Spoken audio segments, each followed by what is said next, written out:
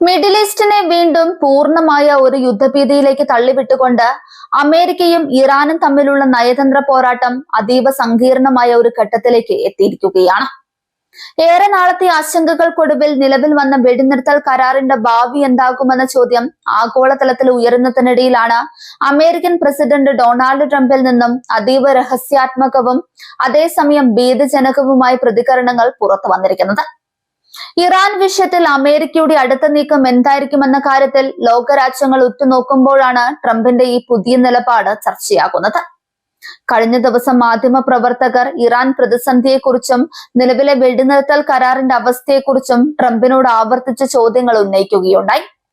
വെടിനിർത്തൽ കരാർ പൂർണ്ണ തോതിൽ നിലനിൽക്കുന്നുണ്ടോ എന്നും ഇറാന്റെ ഭാഗത്തു നിന്നുണ്ടാകുന്ന സമീപകാല പ്രകോപനങ്ങൾക്ക് ടെഹ്റാൻ കടുത്ത പ്രത്യാഘാതങ്ങൾ നേരിടേണ്ടി വരുമോ എന്നുമായിരുന്നു പ്രധാന ചോദ്യം. എന്നാൽ ഈ ചോദ്യങ്ങൾക്കൊന്നും തന്നെ നേരിട്ടുള്ള മറുപടി നൽകാൻ അമേരിക്കൻ പ്രസിഡന്റ് തയ്യാറായില്ല എന്നത് സംഭവത്തിന്റെ ഗൗരവം വർദ്ധിപ്പിക്കുന്നുണ്ട്.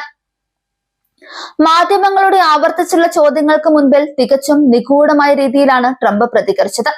നിങ്ങൾ അത് ഉടൻ തന്നെ വരും ദിവസങ്ങളിൽ അറിവിലാകുമെന്ന ഒറ്റവരി മറുപടിയിലാണ് അദ്ദേഹം ഒതുക്കിയത്.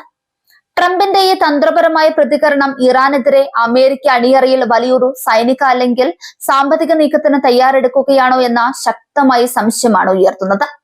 അന്താരാഷ്ട്ര മാധ്യമങ്ങൾ ഈ പ്രതികരണത്തെ അതീവ ഗൗരവത്തോടെയാണ് റിപ്പോർട്ട് ചെയ്തിട്ടുള്ളത്. ഇറാൻ അടുത്തിടെ നടത്തിയ ചില രഹസ്യ നീക്കങ്ങളെക്കുറിച്ചും കപ്പലുകളുമായി ബന്ധപ്പെട്ട് ഉയർന്നു വന്ന ചില പ്രത്യേക തർക്കങ്ങളെക്കുറിച്ചും ട്രംപ് തന്റെ സംഭാഷണത്തിൽ സൂചന നൽകുകയുണ്ടായി.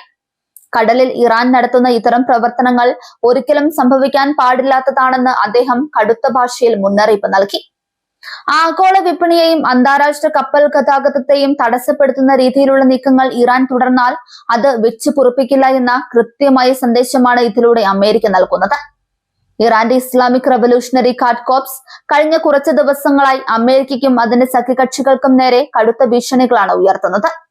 ഇതിന് പിന്നാലെയാണ് ട്രംപ് മാധ്യമങ്ങൾക്ക് മുൻപിൽ ഈ രീതിയിൽ പ്രതികരിച്ചത് എന്നത് മിഡിൽ ഈസ്റ്റിലെ സ്ഫോടനാത്മകമായ അന്തരീക്ഷത്തെ അടിവരയിടുന്നുണ്ട്. വെടിനിർത്തൽ കരാർ നിലവിലുണ്ടെങ്കിലും ഇരുപക്ഷവും തമ്മിലുള്ള ആഭ്യന്തര ശത്രുതയ്ക്കും വാഗ്വാദങ്ങൾക്കും യാതൊരു കുറവും വന്നിട്ടില്ല എന്നത് ഈ സംഭവങ്ങൾ വ്യക്തമാക്കുന്നുണ്ട്. തങ്ങളുടെ അടുത്ത സൈനിക നീക്കങ്ങൾ എന്തൊക്കെയാണെന്ന് മുൻകൂട്ടി വെളിപ്പെടുത്താത്ത ഡൊണാൾഡ് ട്രംപിന്റെ പരിചിതമായ രാഷ്ട്രീയ ശൈലി തന്നെയാണ് ഇവിടെയും ദൃശ്യമായത്.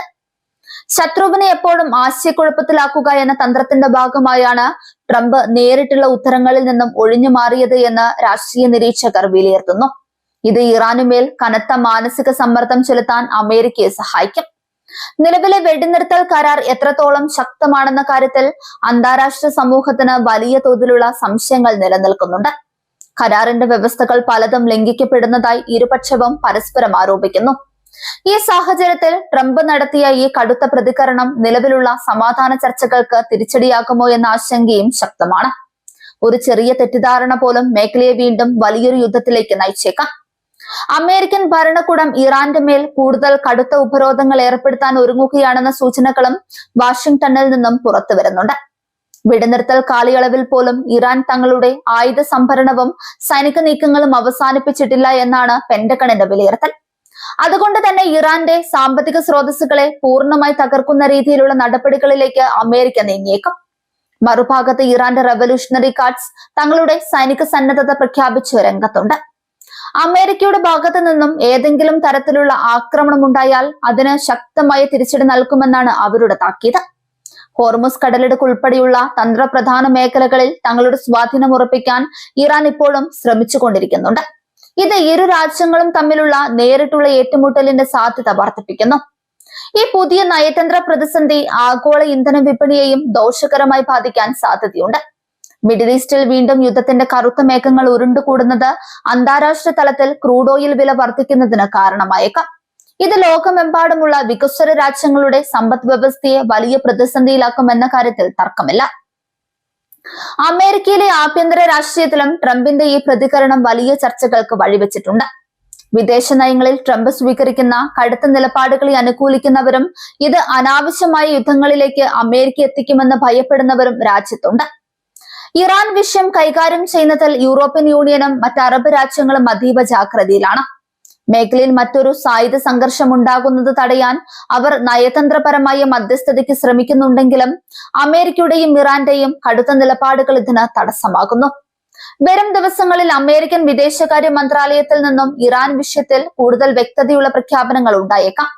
ട്രംപ് പറഞ്ഞതുപോലെ എന്താണ് സംഭവിക്കാൻ പോകുന്നത് എന്ന് ലോകം കാണാനിരിക്കുന്നതേയുള്ളൂ.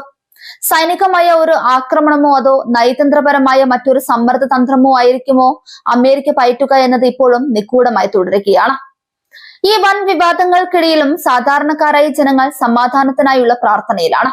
യുദ്ധം ഒന്നിനും പരിഹാരമല്ലെന്നും അത് ദാരിദ്ര്യവും നാശനഷ്ടങ്ങളും മാത്രമാണ് സമ്മാനിക്കുകയെന്നും മുൻകാല അനുഭവങ്ങൾ വ്യക്തമാക്കുന്നുണ്ട്. ഡൊണാൾഡ് ട്രംപിന്റെ ഈ ഒഴിഞ്ഞുമാറലും നിഗൂഢമായ മുന്നറിയിപ്പും മിഡിൽ ഈസ്റ്റിലെ സമാധാന അന്തരീക്ഷത്തെ കൂടുതൽ വഷളാക്കിയിരിക്കുകയാണ്. ഇറാന്റെ ഭീഷണികളും അമേരിക്കയുടെ രഹസ്യ നീക്കങ്ങളും തമ്മിലുള്ള ഈ പോരാട്ടം എങ്ങോട്ടാണ് അവസാനിക്കുക എന്ന് പ്രവചിക്കുക അസാധ്യമാണ്.